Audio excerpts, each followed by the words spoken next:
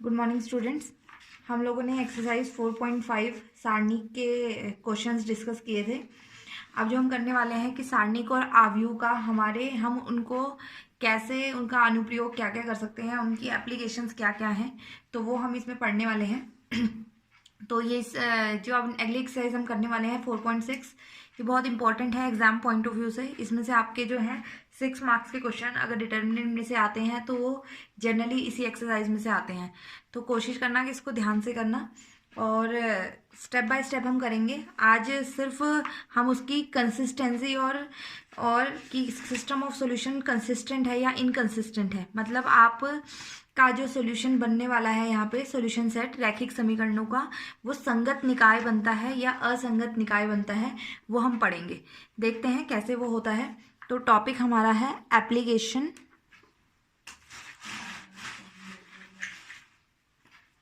Topic है हमारा application of determinant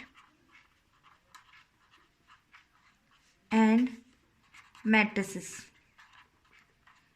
मतलब कि हमारे जो सारणिक हैं और जो आव्यूह हैं उनके अनुप्रयोग को हम यहाँ पे डिस्कस करेंगे। क्लियर है? तो सारणिक और डिटर्मिनेंट जो है वो क्या कहते हैं उसके अनुप्रयोग जनरली हम रैखिक समीकरणों के सिस्टम को सॉल्व करने में यूज करते हैं। तो यहाँ पे हमारे पास दो तरह के सिस्टम बनते हैं। जब हम बात करते हैं सिस्टम ऑफ लीनियर इक्वेशन, रैखिक समीकरणों के निकाय की हम यहाँ बात करते हैं, रैखिक समीकरण का हम यहाँ पे बात कर रहे हैं। रैखिक समीकरण आप सब समझते हैं कि ऐसे समीकरण जिनकी कोटि क्या होती है, हमारे पास एक होती है, मतलब x की पावर 1 या y की पावर 1, इस टाइप वाले जो समीकरण हमारे पास होंगे वो रैखिक समीकरण होते हैं। तो यहाँ पे हम बात करेंगे कि जो हमारे पास रैखिक समीकरण बन रहे हैं उनका जो निकाय बन रहा है वो संगत बन रहा है या असंगत बन रहा है। और अगर वो सिस्टम हमारा संगत बन रहा है तो हम उसको सारणिक की हेल्प से क्या करेंगे, हल करेंगे।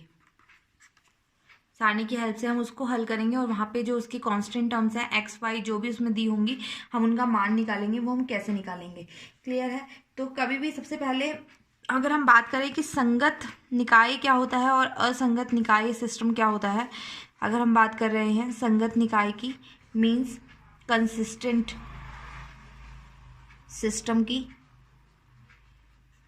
तो कंसिस्टेंट सिस्टम वो होता है जिसका क्या हो, हल होता है कोई, मतलब उसका हल एग्जिस्ट करता है, ठीक है।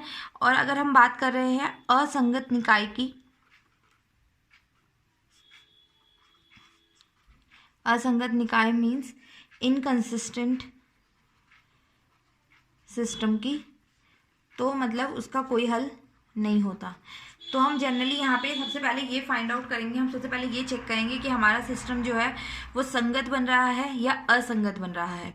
अगर वो असंगत बन रहा है तो हम उसको आगे सॉल्व नहीं करेंगे, पर अगर वो सिस्टम हमारा संगत बन रहा है तो हम क्या करेंगे, उसका हल निकालेंगे। और उसका हल हम कैसे निकालेंगे वो हम अभी पढ़ेंगे, पर उसको पढ़ने के लिए सबसे पहले हमें देखना पड़ेगा कि हमारे पास क्वेश्चन इस टाइप में, मतलब इसका जो स्ट्रक्चर है, इसका जो ढांचा है वो कैसे होता है। देखो आपको यहाँ पे कोई भी सिस्टम ऑफ लीनियर इक्वेशंस दिए होंगे, अब वो आपको क्या कहते हैं, 2 कांस्टेंट्स में भी दिए होते हैं या 3 कांस्टेंट में भी दिए होते हैं। मान लीजिए आपको सिस्टम इस तरीके से दिया हुआ है, a1x plus b1y plus c1z is equal to d1, a2x plus b2y plus c2z is equal to d2, a3x plus b3y plus c3z is equal to d3। तो इस तरीके से आपको क्या होगा कि रैखिक समीकरण निकाय का एक ढांचा आपको दिया होगा। सबसे पहले आप इसको आव्यूह और डिटर्मिनेंट की फॉर्म में हल कन्वर्ट करेंगे। तो सबसे पहले हम यहाँ पे 3 मैट्रिसेस बनाएंगे, 3 आव्यूह बनाएंगे। ए मैट्रिक्स आप क्या करेंगे उसमें कि यहाँ पे जिन एक्स वाई और जेड, इनके जो भी कॉफिशिएंट्स हैं, जो भी इनके साथ वाली टर्म्स हैं, इनको लेके हम एक आव्यूह बनाएंगे। तो पहला आव्यूह हमारे पास बनेगा a1 b1 c1, a2 b2 c2, a3 b3 c3। Clear है?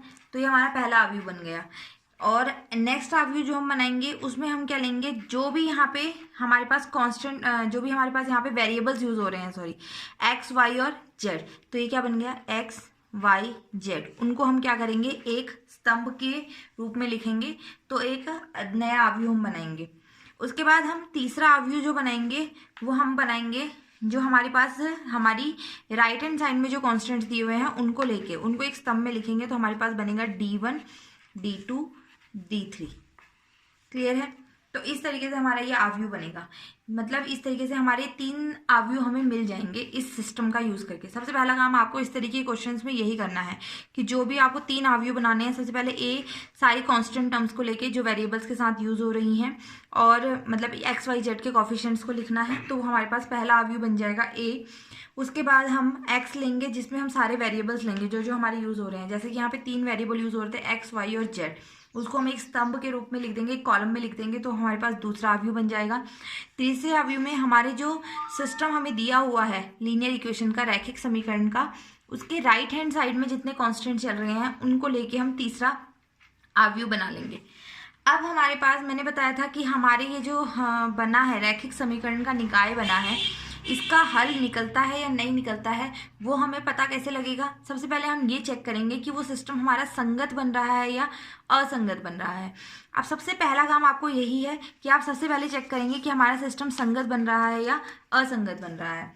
अब किसी भी सिस्टम के संगत या असंगत बनने की जो कंडीशन है वो डिपेंड करती है इस आव्यू पे, जो पहला आव्यू आपने बनाया था 3x3 का, ए जिसको नाम दिया है, इस आव्यू पे डिपेंड करता है कि हमारा जो है ये आव्यू जो सिस्टम बना है हमारे पास, ये कंसिस्टेंट है या इनकंसिस्टेंट है, संगत है या असंगत है। तो देखिए इसको हम क्या करेंगे, सबसे पहले हमारे पास पहला केस है, ये केस फर्स्ट। देखिए मैंने यहाँ पे क्या किया था, एक आव्यू ए बनाया, एक्स बनाया, एक बनाया बी। तो आप क्या करोगे, सबसे पहले चेक करोगे ए का सारणिक निकालेंगे, हम ए का सारणिक निकालेंगे, हमें देखेंगे ए का सारणिक हमारा अगर नॉन ज़ीरो आ रहा है, मतलब ज़ीरो नहीं आ रहा है, अगर ए का सारणिक नॉन ज़ीरो आ रहा है, ज़ीरो नहीं आ रहा है, तो मतलब इसका क्या मतलब हुआ, ए क्या बनेगा, व्युत्क्रमणीय होगा, ए का इन्वर्स एग्जिस्ट करेगा। ये चीज़ अभी मैंने पिछली एक्सरसाइज में ही बताई थी कि अगर ए का डिटर्मिनेंट हमारे पास नॉन जीरो आ रहा है, ए का सारणिक जीरो नहीं आ रहा है, तो मतलब ए व्युत्क्रमणीय होगा। अगर ए व्युत्क्रमणीय होगा तो जो ये सिस्टम हमारा बना, ये कैसा सिस्टम बनेगा, संगत सिस्टम बनेगा, संगत निकाय बनेगा। अब इसका हल हम कैसे निकालेंगे, देखिए जो हमने अभी सिस्टम ऑफ लीनियर इक्वेशंस लिखा था, ये इसको मैं क्या लिख सकती हूँ, इसको मैं यूँ लिख सकती हूँ A X is equal to B. आप ए और एक्स को मल्टीप्लाई कीजिएगा, यही चीज़ आपको मिलेगी दोनों को मल्टीप्लाई करके। तो मैं इसको यूँ लिख सकती हूँ A X is equal to B. अगर हमें इस सिस्टम को हल करना है, इस सिस्टम को हल करने के लिए हमें क्या करना पड़ेगा, जो इसमें वेरिएबल्स हैं, जो एक्स वाई जेड, इनके मान निकालने हैं। और एक्स वाई जेड जो है वो हमारे किस आव्यू में आ रहे थे, एक्स आव्यू में। तो अगर हम एक्स आव्यू निकाल लें तो इसका मतलब एक्स वाई जेड भी हमारा निकल जाएगा। तो एक्स आव्यू निकालने के लिए मैं दोनों ओर ए इनवर्स से मल्टीप्लाई कर रही हूँ। आप देखो ए इनवर्स को जब ए से मल्टीप्लाई करेंगे वो क्या आएगा, आई एक्स ए इनवर्स बी। और आई को किसी से मल्टीप्लाई करो, आई आइडेंटिटी मैट्रिक्स होता है, तो उसका आंसर वही सेम चीज़ आ जाती है। तो एक्स का मान कितना आया, ए इनवर्स बी। तो सिंपल है। अगर आपके पास ये चीज़ आपको याद करने की जरूरत नहीं है, करने की जरूरत नहीं है, हर बार सिर्फ ये ध्यान रखिएगा जब भी आपको सिस्टम दिया होगा उसको लिखना A X is equal to B की फॉर्म में, ए मैट्रिक्स बनाना, एक्स मैट्रिक्स बनाना, बी मैट्रिक्स बनाना, और सबसे पहले डिटर्मिनेंट ए निकालना। अगर डिटर्मिनेंट ए सारणिक ए का सारणिक जीरो के इक्वल नहीं आता है तो इसका मतलब ए व्युत्क्रमणीय है, ए इनवर्स एग्जिस्ट करता है, तो उस केस में एक्स का मान कितना आ जाएगा, A inverse B. A inverse आपको निकालना आता है, ए इनवर्स को बी से मल्टीप्लाई करके हमारा एक्स का मान निकल जाएगा। अब बात आई सेकंड केस की। सेकंड केस वो कहता है, ये तो पहली बात बोली हमने कि जब ए नॉन जीरो है, अगर ए का डिटर्मिनेंट जीरो के इक्वल आ जाता है, अगर ए का डिटर्मिनेंट जीरो के इक्वल आ जाता है तो उस केस में दो सब केसेस बनते हैं। फिर हम क्या करेंगे, हम उस केस में एडजॉइंट ए इंटू बी निकालेंगे। अगर एडजॉइंट ए इंटू बी भी हमारा क्या आ जाता है, नॉन जीरो आ जाता है, तो मतलब ये कैसा निकाय बनेगा, असंगत निकाय बनेगा। उस केस में उसका कोई हल नहीं होगा। और अगर हमारा एडजॉइंट ए इंटू बी जो है वो 0 के इक्वल आ जाता है तो वो संगत भी हो सकता है, असंगत भी हो सकता है। ये कंडीशन डिपेंड करती है।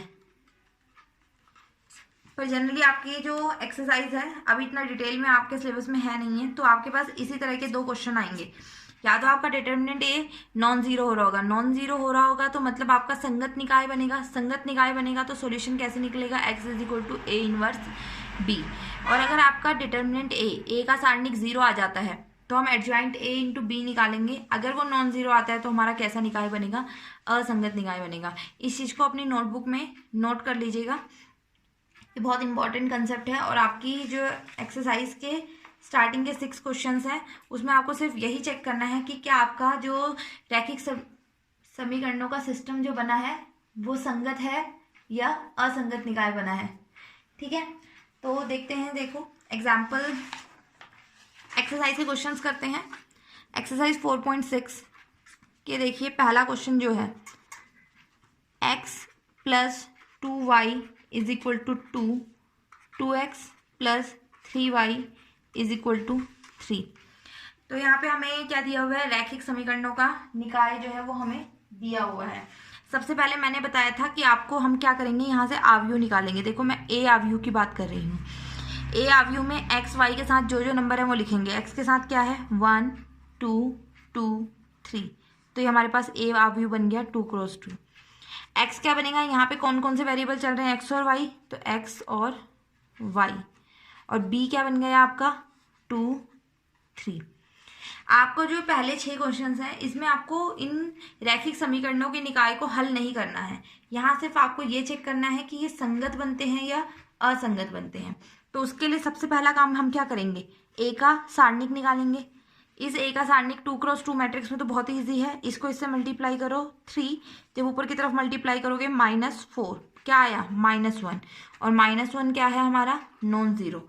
इसका मतलब अब देखो डिटर्मिनेंट ए क्या आया है नॉन जीरो, 0 के इक्वल नहीं आया है। मतलब जो ये हमारे पास रैखिक निकाय बना ये क्या है, संगत निकाय है।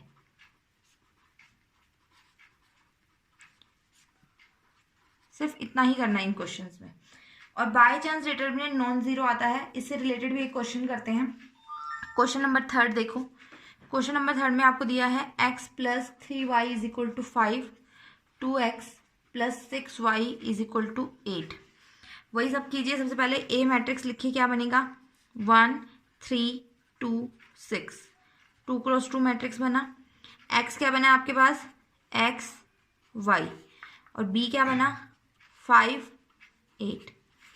सबसे पहला काम क्या करेंगे, डिटर्मिनेंट ए निकालेंगे। डिटर्मिनेंट 8 अगर मैं निकाल रही हूँ 6 - 6 क्या आ गया 0।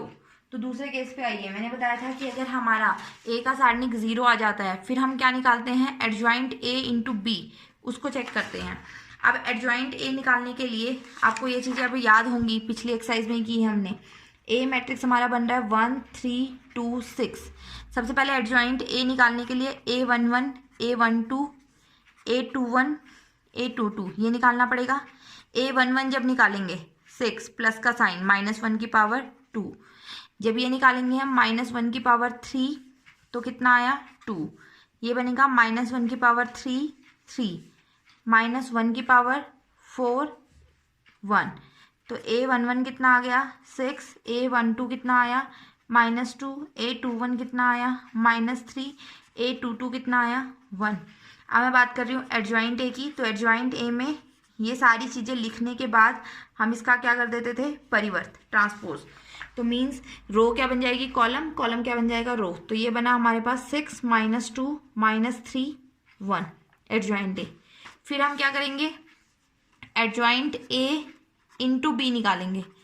तो निकालिए, एडजॉइंट ए है 6 -3 -2 1, और बी हमारे पास क्या बना है 5 और 8। इनको मल्टीप्लाई अगर हम करें, ये इससे मल्टीप्लाई होगा,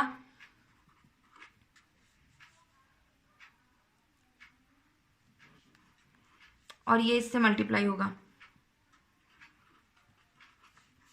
तो ये हमारे पास बना -6 -2, तो ये 0 के इक्वल नहीं है, जीरो मैट्रिक्स नहीं है।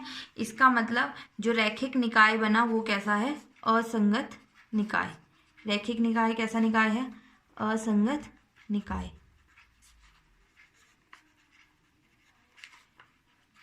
तो एक्सरसाइज के 2 क्वेश्चन मैंने करा दिए हैं। इसमें टोटल 6 क्वेश्चन हैं जो इसी तरीके से हैं, जिसमें आपको संगत और असंगत निकाय केवल चेक करना है।